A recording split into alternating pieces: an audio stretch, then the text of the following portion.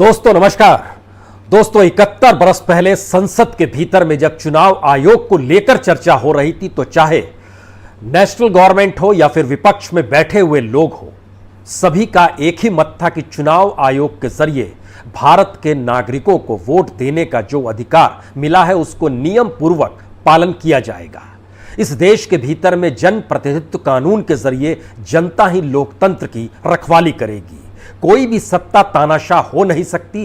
5 बरस के भीतर जनता के पास यह ताकत होगी, वो चाहे तो उसे उखाड़ फेंके।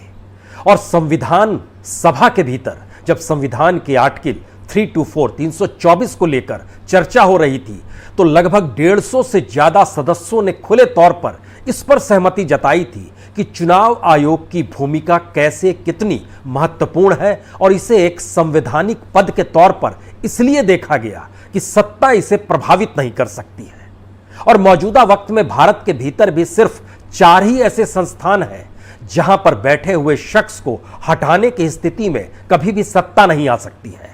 या तो राष्ट्रपति को उसमें दखल देनी होती है या फिर लोकसभा और राज्यसभा यानी संसद के भीतर 2/3 बहुमत से यह साबित करना पड़ता है कि उस शख्स को क्यों हटाया जा रहा है, उसने क्या मिसबिहेवियर किया है या फिर वह जिस पद पर बैठा है उस पद पर बैठने के वो लायक क्यों नहीं है। और इन 4 संवैधानिक संस्थानों में अव्वल नंबर पर अगर सुप्रीम कोर्ट है तो दूसरे नंबर पर चुनाव आयोग है, तीसरे नंबर पर सीएजी है, चौथे नंबर पर यूपीएससी है। इसके किसी भी सदस्य को आप यूं ही नहीं हटा सकते हैं। लेकिन महज 71 बरस की उम्र पूरी होते होते अगर आज यह सवाल खड़ा हो जाए कि चुनाव आयोग ही कटघरे में है तो आप क्या कहेंगे। यह कोई बहुत बड़ा सवाल नहीं है और यह पहली बार सवाल उठा भी नहीं है। अगर पन्नों को पलटना शुरू कीजिएगा तो कई उदाहरण आपके सामने आएंगे। लेकिन आज इस बात को लेकर चर्चा बेहद महत्वपूर्ण हो चली है क्योंकि संवैधानिक संस्थान अगर सत्तानुकूल हो जाए, संवैधानिक संस्थान अगर एक तरफा निर्णय लेने लगे, संवैधानिक संस्थान अगर इस देश के वोटर नागरिक उनके हकों की रक्षा नहीं कर पाए और संवैधानिक संस्थानों को संभाले हुए व्यक्ति इस आस और उम्मीद में सत्ता के साथ खड़े नजर आए कि कल उन्हें कुछ उसकी सुविधा मिल जाएगी या आने वाले वक्त में उन्हें कोई मुश्किल नहीं होगी, तो सोचिए लोकतंत्र खतरे में है या संविधान की धज्जियां उड़ रही है या फिर जो जन प्रतिनिधित्व कानून है वह कहीं बचा नहीं है। ये सारे सवाल क्यों? दरअसल पश्चिम बंगाल में चुनाव हो रहा है और आज के दिन दोपहर 12 बजे से ममता बनर्जी महात्मा गांधी की प्रतिमा के नीचे बैठी नजर आएंगी। कोलकाता में महात्मा गांधी की प्रतिमा, कोलकाता ही महात्मा गांधी पहुंचे थे जब देश को आजादी मिली थी और महात्मा गांधी ने ही देश की आजादी को लेकर सिर्फ एक ही शब्द तो कहा था, ये ट्रांसफर ऑफ पावर है, सत्ता का हस्तांतरण है, इसके जरिए सामाजिक, राजनीतिक और आर्थिक व्यवस्था में कोई बदलाव नहीं होगा। यह एक लिहाज से गोरी चमड़ी से भूरी चमड़ी की दिशा में सत्ता सौंपने की प्रक्रिया है। और महात्मा गांधी की प्रतिमा के नीचे ममता बनर्जी ऐसे वक्त बैठी है जब उनकी अपनी सत्ता दांव पर लगी है और उस सत्ता को लेकर ही पश्चिम बंगाल में चुनाव हो रहे हैं। चुनाव आयोग ने उनके जिस बयान को कटघरे में खड़ा किया, हमें लगता है आज उसको आपको बताना भी चाहिए, आपको सुनना भी चाहिए, उसके बाद उसकी जिक्र किया जाएगा। दरअसल 6 अप्रैल को ममता बनर्जी ने राय दिघी रैली में 5 लाइन का एक बयान दिया। चुनाव आयोग ने उसके बाद नोटिस भी भेजा। ममता बनर्जी ने नोटिस का जवाब यह कहकर दिया कि हम इस बयान को वापस नहीं लेंगे। और उसके बाद प्रधानमंत्री की रैली भी हुई और प्रधानमंत्री ने रैली में जिक्र किया कि पता नहीं चुनाव आयोग ने ममता बनर्जी को नोटिस भेजा है या नहीं भेजा है, लेकिन अगर हम हिंदुओं का जिक्र करेंगे तो हमें तो नोटिस आ जाएगा और नोटिस तो प्राइम मिनिस्टर को भी आ जाता है। तो ऐसी कौन सी बात थी जो पूरे पश्चिम बंगाल चुनाव के वक्त में आप हर रैली में, हर मंच से शब्दों के जरिए, मुहावरों के जरिए और शायद कटाक्ष के जरिए महसूस कर रहे हो? तो उससे पहले ममता बनर्जी ने क्या कहा? ममता बनर्जी ने कहा था, मेरे अल्पसंख्यक भाइयों और बहनों से हाथ जोड़कर अपील करती हूं कि वे उन शैतानों की बात ना सुने जिन्होंने बीजेपी से पैसे लिए हैं, उनकी बात सुनकर अपने वोट ना बंटने दें। वे हिंदुओं और मुस्लिमों को लड़ाने वाले सांप्रदायिक बयान देते हैं, वह बीजेपी के भेजे दूत हैं। अगर बीजेपी सत्ता में आई तो आप बड़े खतरे में पड़ जाएंगे। चुनाव आयोग का कहना था 3 स्थितियां इससे बनती हैं। पहली, आचार संहिता के प्रावधानों का उल्लंघन हुआ है। दूसरी, भड़काऊ बयानों से कानून व्यवस्था बिगड़ने की आशंका है। और तीसरी, चुनाव प्रक्रिया पर प्रतिकूल प्रभाव इससे पड़ेगा। हमें लगता है इन्हीं तीनों बयानों के अक्स तले हम आपको 1950 में जब संसद के भीतर बहस हो रही थी तो उसमें एक बात का जिक्र किया गया था कि जब इस देश में चुनाव होंगे, और यह भी आपको बता दें 1952 का जो पहला चुनाव था उसमें तैयारी के लिए 18 महीने लगे थे, और उस वक्त यह धारणा थी कि एक एक वोट महत्वपूर्ण है, एक एक वोटर महत्वपूर्ण है और उसे किसी तरीके की असुविधा नहीं होनी चाहिए। लेकिन 71 बरस के बाद बंगाल के चुनाव में जो 4 लोग मारे गए वह किनकी गोलियों से मरे, और उन पर जो भी आरोप लगे हुए हों, लेकिन चुनाव आयोग एक लिहाज से ऐसी भूमिका में होता है जहां पर उसको निष्पक्ष चुनाव भी कराने हैं, और जो भी केंद्रीय बल हो या राज्य की पुलिस हो उसके लिए नियम कायदे भी वही तय करता है। और फिर वोटर के ऊपर गोली चल जाए और गोली चलने के बाद 72 घंटे की रोक, उस इलाके में कोई भी राजनीतिक दल का नेता नहीं जा सकता है, यह भी चुनाव आयोग ही कह दे, क्योंकि इसका असर चुनाव पर पड़ जाएगा। ये सारी परिस्थितियां बहुत सारी स्थितियों को नए तरीके से सोचने की दिशा में आपको ले जाएगी। सवाल यह नहीं है कि प्रधानमंत्री अपने भाषण में क्या कह रहे थे, सवाल यह भी नहीं है कि ममता बनर्जी ने अपने भाषण में क्या कहा, सवाल यह है कि चुनाव आयोग की अपनी भूमिका क्या है। और खास तौर से तब, आज जब हम आपसे बात कर रहे हैं तो 24 घंटे पहले यह फैसला आया चुनाव आयोग का, और चुनाव आयोग के जो मुख्य चुनाव आयुक्त हैं आज वो रिटायर हो चुके हैं। यानी अपने रिटायरमेंट के आखिरी दिन उन्होंने यह निर्णय दिया कि ममता बनर्जी 24 घंटे चुनाव प्रचार उस जगह पर नहीं कर सकती है, उस राज्य में नहीं कर सकती है जिस राज्य में उनकी पूरी सत्ता की किस्मत दांव पर लगी हुई है, और वही एकमात्र स्टार प्रचारक है। भारत में हर किसी के लिए आसरा महात्मा गांधी ही होते हैं, तो ममता बनर्जी अपने विरोध को महात्मा गांधी के साथ बैठकर, उनकी छाया में बैठकर जतलाएगी, दिखाएगी जरूर। लेकिन महात्मा गांधी के पास भी जब राजेंद्र प्रसाद, जो कि संविधान सभा की अध्यक्षता कर रहे थे, वह जब उस कॉपी और ड्राफ्ट कॉपी को लेकर पहुंचे थे तो 2 बातों का जिक्र महात्मा गांधी ने किया था। एक किया था कि इसमें गरीबों का जिक्र होना चाहिए, तो उसके बाद नीति निर्देशक तत्व भी निकल कर आए और प्रियम्बल्स में निकल कर आए। और दूसरी बात, इस देश में जनता जब अपने नुमाइंदों को चुनेगी तो उसमें कम से कम ऐसी परिस्थिति विकसित की जाए जिसमें किसी के सामने कोई ऐसी दुविधा ना हो कि वह अपने हक का इस्तेमाल नहीं कर पा रहा है। और फिर इसी चर्चा को आगे बढ़ाया गया और संसद में इस पर बहस होती चली गई।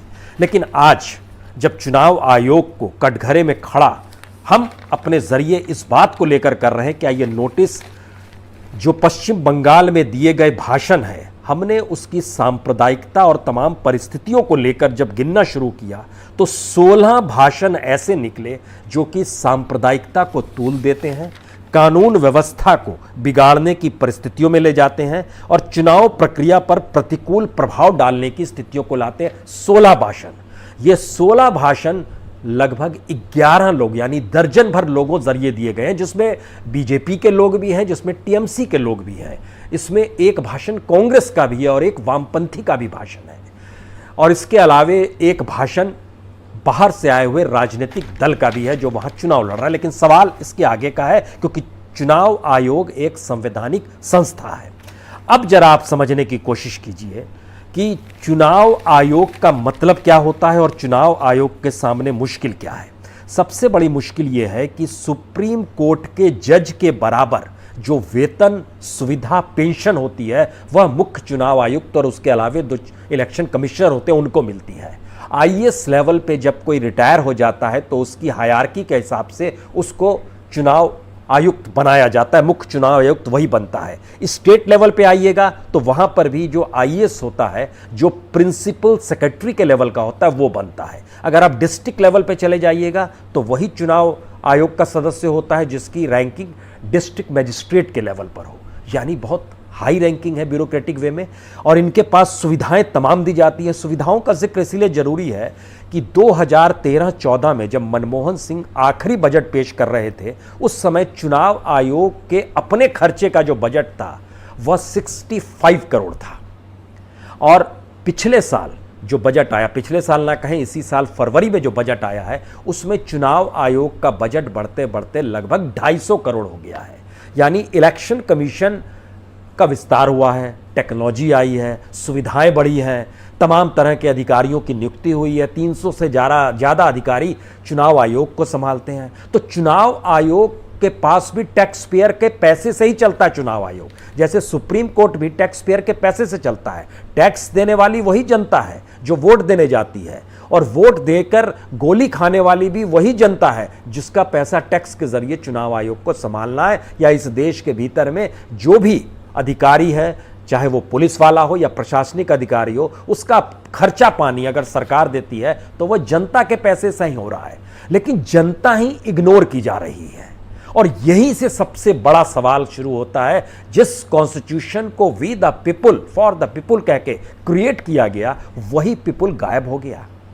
और इलेक्शन कमीशन की भूमिका को लेकर सवाल क्या इसलिए उठ रहे हैं क्योंकि बीते दिनों लगातार इस बात की दृष्टि में आया है, चाहे वो सीएजी हो, जहां पर मुर्मू साहब अभी सीएजी के पद पर हैं, इलेक्शन कमीशन ऑफ इंडिया हो, यूपीएससी के चेयरमैन का पद हो, या सुप्रीम कोर्ट की परिस्थिति मिले आई है। सुप्रीम कोर्ट का जिक्र तो इसलिए भी करने की जरूरत है क्योंकि पूर्व मुख्य न्यायाधीश जो थे वह जब संसद के नॉमिनेटेड व्यक्ति हो गए, उनको नॉमिनेट कर लिया गया पार्लियामेंट में, वह भी 6 महीने के भीतर ही, तो सवाल उठे कि उनके तमाम दिए गए फैसले सत्तानुकूल इसलिए थे कि सत्ता के साथ वो अगर खड़े होंगे तो उन्हें सुविधाओं का लाभ मिलेगा। तो ये जो जाते हुए इलेक्शन कमिश्नर हैं, क्या इनको भी कोई लाभ मिलेगा आने वाले वक्त में? हम इसलिए इसका जिक्र कर रहे हैं क्योंकि आज ही एक खबर आई, आज ना कहिए कल ही एक खबर आई कि जो बाबरी मस्जिद विध्वंस केस में जो व्यक्ति थे, जो जज थे, जिन्होंने लाल कृष्ण आडवाणी समेत 32 लोगों को बरी किया था, उनको उत्तर प्रदेश में उप लोकायुक्त के पद पर नियुक्ति हो गई है। ये रिटायर्ड जिला जज हैं सुरेंद्र कुमार यादव। और हमने जब परखना शुरू किया कि कितने ऐसे लोग हैं जो ब्यूरोक्रेसी में थे या कोर्ट में थे या कॉन्स्टिट्यूशनल पोस्ट पे रहे हुए थे, इस दौर में यानी 7 बरस के भीतर में कितने लोग थे जिनकी नियुक्तियां हुई हैं, सत्ता के द्वारा की गई नियुक्ति है अलग अलग जगहों पर। जी, लगभग 23 लोग ऐसे निकल कर आए जो ऐसे महत्वपूर्ण पदों पर बैठे थे, जो कॉन्स्टिट्यूशन के लिहाज से चेक एंड बैलेंस करना जिनका काम था।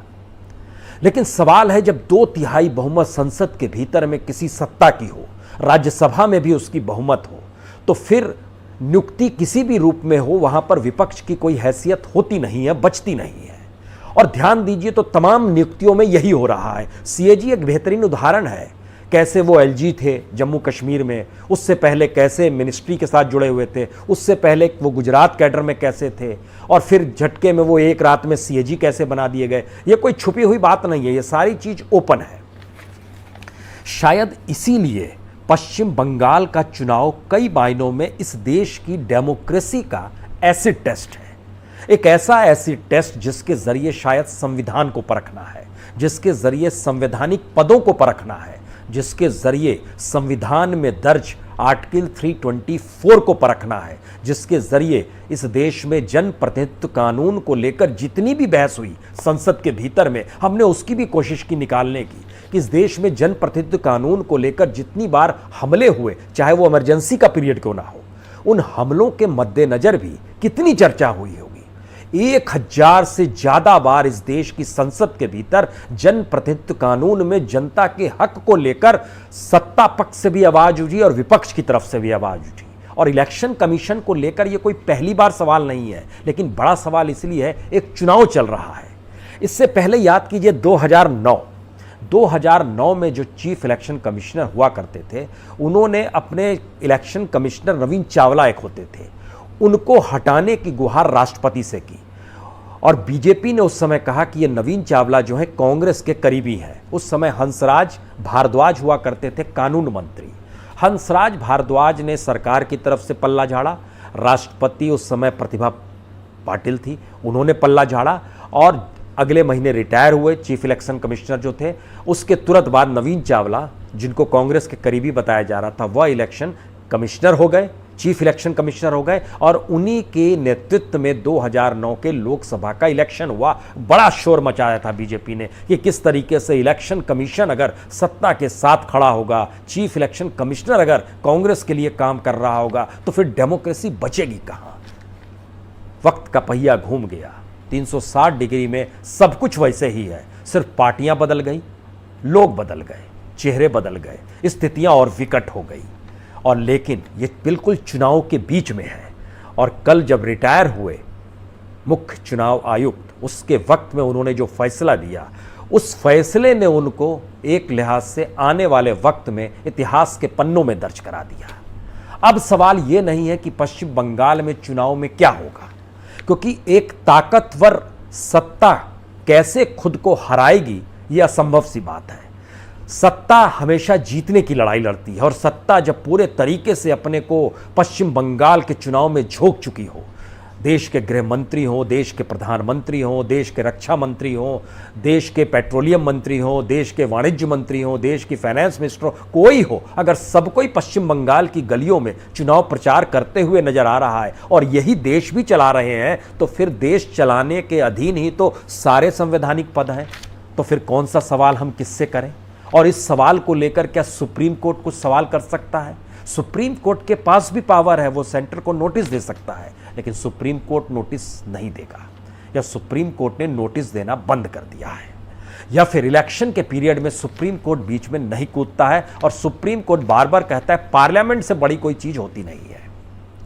अब यहां पर सवाल है कि जब संविधान बनाया जा रहा था तो चेक एंड बैलेंस का जो प्रावधान था, उसके पीछे मंशा यही थी, इस देश का फेडरल स्ट्रक्चर बना रहे।